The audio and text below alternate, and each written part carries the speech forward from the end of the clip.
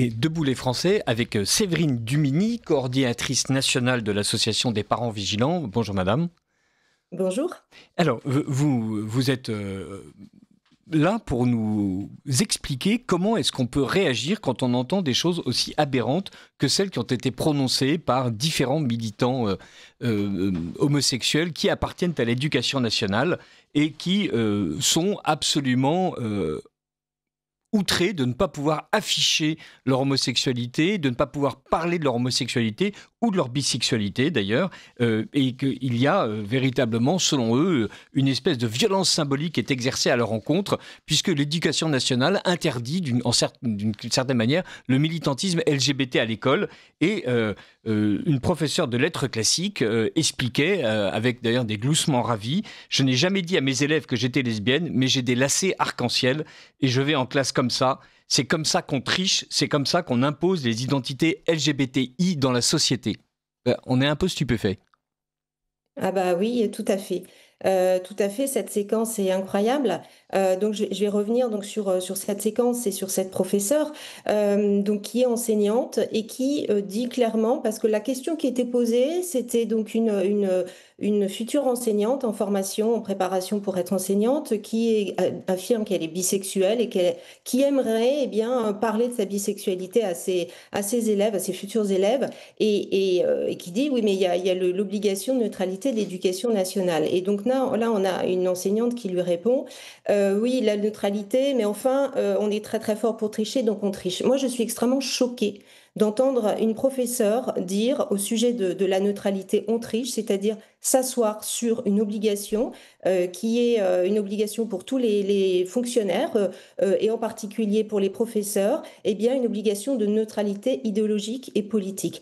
La sexualité des enseignants, ça n'a rien à faire en salle de classe. Les élèves n'ont pas à connaître la sexualité de chacun, ou alors on imagine en début d'année, quand on donne l'emploi du temps et le nom des professeurs, afficher en plus la sexualité. C'est totalement aberrant. Donc déjà, moi je suis choquée, et les parents sont choqués d'entendre une professeure qui est soumise à une obligation de neutralité, et bien dire finalement la neutralité, c'est pas important. Et qui en plus derrière a un projet vraiment idéologique de faire rentrer cette notion, cette propagande LGBT dans les classes, puisque dans ses propos, elle dit aussi, c'est comme ça qu'on impose l'identité LGBT dans la société, ça commence par nos salles de classe. Donc là, on sent déjà dans ses propos une volonté bien, d'amener ce sujet de manière forcée dans la salle de classe, alors qu'il s'agit d'une professeure de lettres.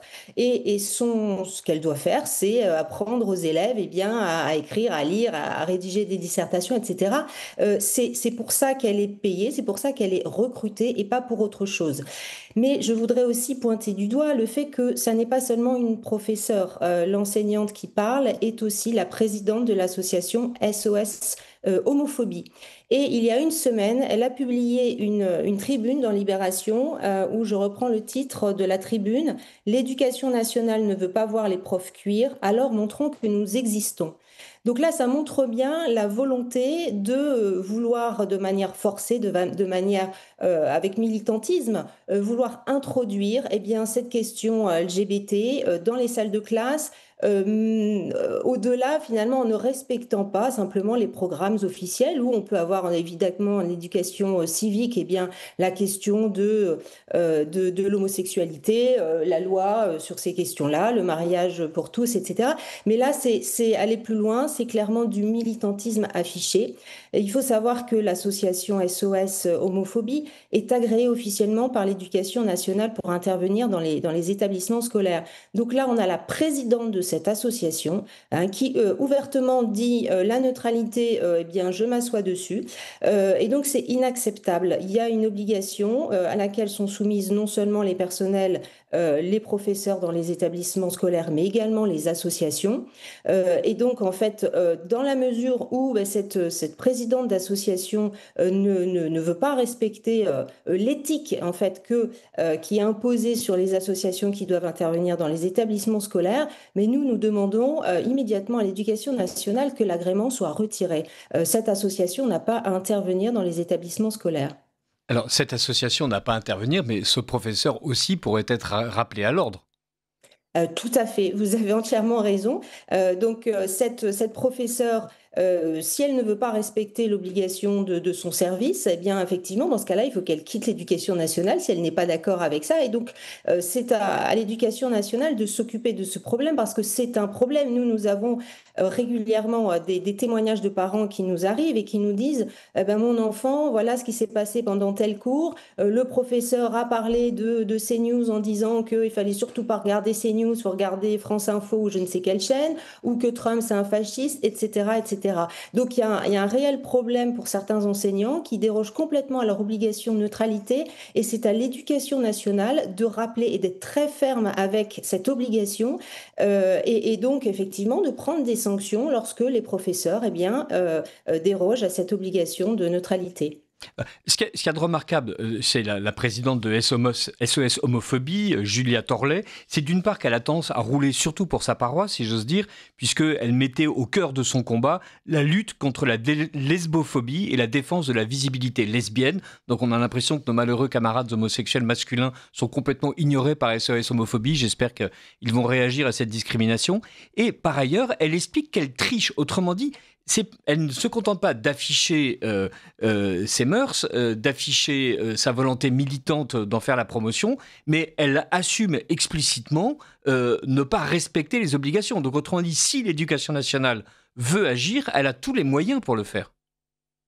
Oui, oui, oui, non, mais c'est le terme on triche en fait est très représentatif finalement de toutes ces associations militantes qui s'infiltrent dans l'éducation nationale et qui effectivement ne le font pas, enfin le font de manière détournée et pas du tout de manière honnête.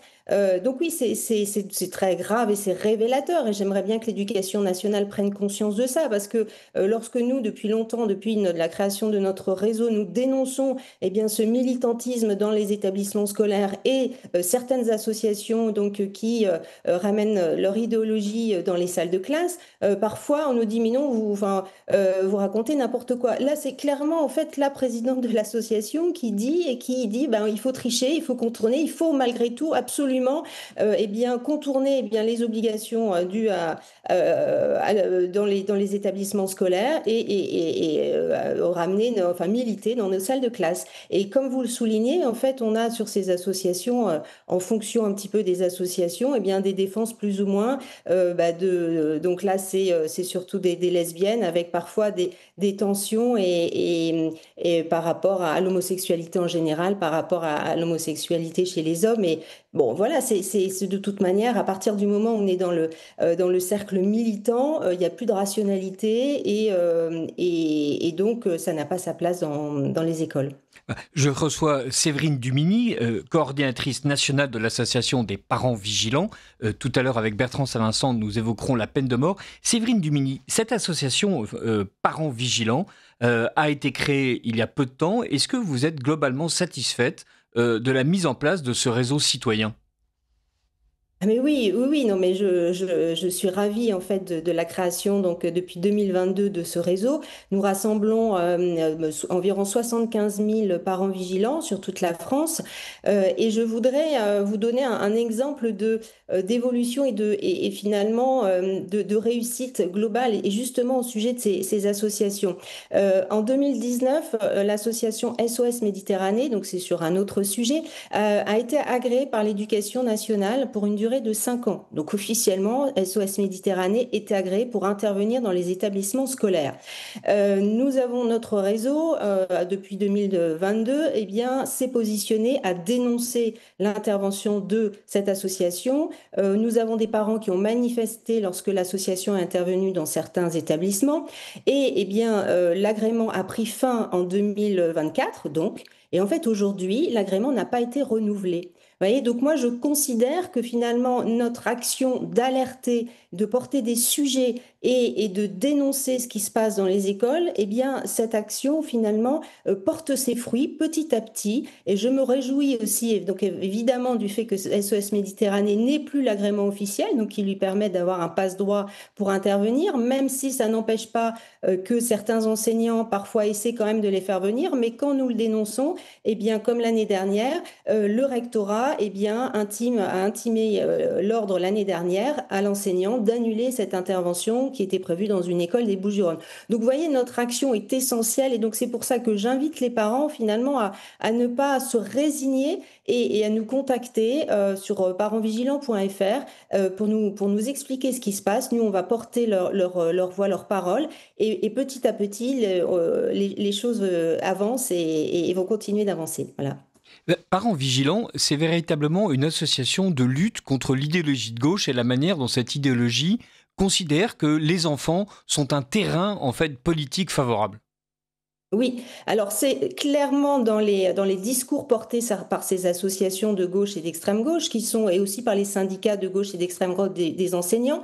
Leur discours, c'est il faut changer les mentalités. Il faut changer les mentalités. Donc ça veut dire il faut intervenir bien chez les enfants qui sont inoffensifs, qui on va dire qui sont des éponges, et d'autant plus face à l'intervention des professeurs qui ont un statut de par leur fonction bien, de maître et de sachant. Et donc, ce que dit la parole du professeur est un peu parole d'évangile. Et donc, il profite finalement de cette situation pour certains enseignants et pour les associations, bien, pour aller diffuser et, comme il dit, changer les mentalités. Nous, on appelle ça le grand endoctrinement, finalement, pour endoctriner nos enfants.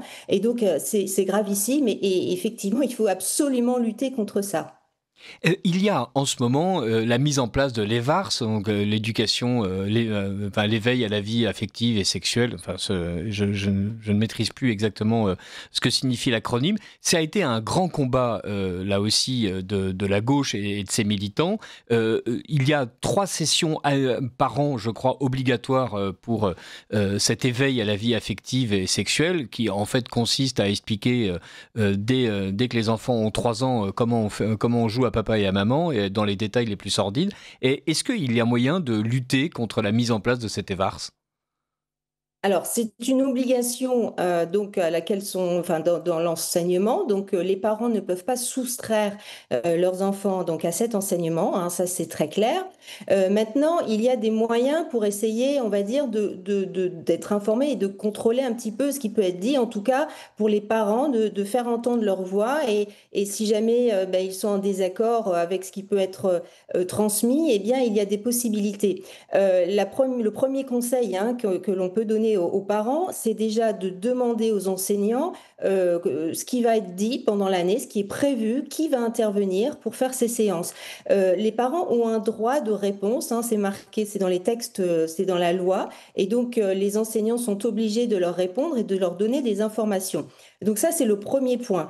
Deuxièmement, il y a aussi une façon pour avoir une voix qui est un peu plus légitime aux parents pour s'exprimer à ce sujet, c'est de se porter candidat aux élections de représentants des parents d'élèves qui auront lieu au mois d'octobre. Donc c'est maintenant en fait qu'il faut se rapprocher des enseignants, du chef d'établissement pour faire savoir qu'on veut se présenter aux élections et être parent représentant, parce que quand on est parent représentant, on assiste au conseil d'école, au conseil d'administration, et donc on participe à certains votes, hein, on vote pour prendre certaines décisions, et donc on peut faire entendre sa voix.